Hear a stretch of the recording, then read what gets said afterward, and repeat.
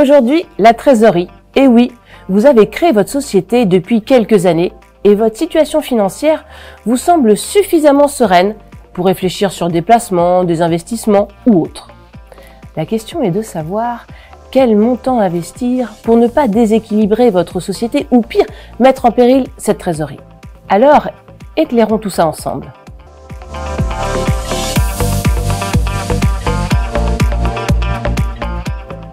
Bonjour et bienvenue sur la chaîne Maintenant j'entreprends. Commençons par définir ce matelas de sécurité à toujours sauvegarder. En d'autres termes, il s'agit de la trésorerie dont la société ou l'entreprise doit constamment disposer pour son exploitation. Cette trésorerie doit donc être disponible, c'est-à-dire sur votre compte bancaire. Car en fonction de l'activité exercée, l'entreprise a un besoin en fonds de roulement, un besoin de trésorerie pour pallier au décalage de paiement entre les fournisseurs, que vous réglez assez rapidement, et les clients qui vous payent peut-être moins vite. Mais ce n'est pas tout.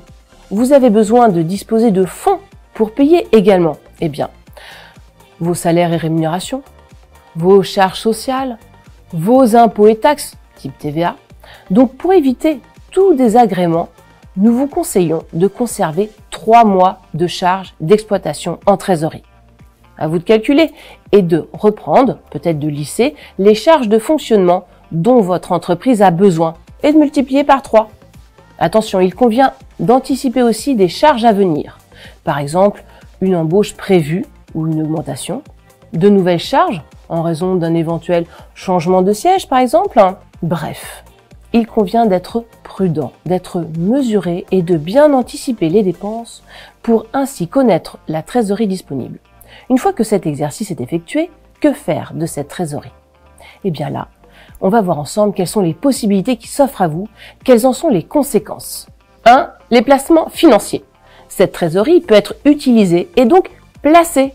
J'entends par là l'acquisition de SICAV, de VMP, valeurs mobilières de placement, de contrats de capitalisation ou autres. Si vous êtes prudent, voire méfiant, vous devez alors privilégier des placements à faible risque. Donc pour cela, il convient de bien le préciser à votre banque ou à votre gestionnaire de patrimoine. Ce sera lui ou elle qui saura vous conseiller les placements possibles et les risques qui s'y sont rattachés.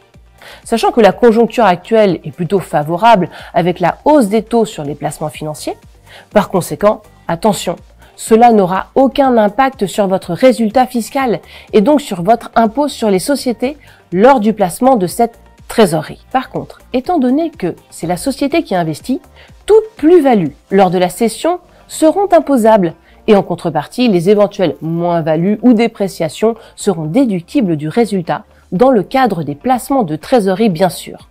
Petit 2. Les investissements. Vous pouvez aussi utiliser cette trésorerie pour autofinancer des investissements dont votre entreprise a besoin. Là, en revanche, ces investissements, ils engendreront des amortissements qui viendront impacter votre résultat fiscal et donc diminuer votre impôt sur les sociétés. Et nous passons au petit 3, l'investissement immobilier via la détention de titres de participation. C'est une autre possibilité pour votre entreprise qui peut effectivement détenir des titres de participation d'autres sociétés immobilières ou non. Pour ce faire, elle doit vérifier ses statuts car il s'agit d'une activité annexe à mentionner dans l'objet social. Donc celui-ci devra être étendu s'il n'est pas indiqué explicitement dans les statuts. Ensuite, vous êtes libre de souscrire au capital d'une société et donc d'apporter des fonds. Dans ce cas, il s'agit de placements financiers et donc cela n'aura pas d'impact sur le résultat fiscal et ne diminuera donc pas votre impôt sur les sociétés lors du placement de cette trésorerie. Par contre, le traitement fiscal en cas de cession est avantageux si les titres sont bien revendus après plus de 2 ans de détention et que le taux de participation dans la société détenue est égal ou supérieur à 5%. Les éventuels dividendes versés par la société détenue bénéficient donc d'une exonération à hauteur de 95% si bien sûr il n'y a pas d'intégration fiscale, à condition de détenir au moins 5% du capital et donc d'être dans le régime mère-fille.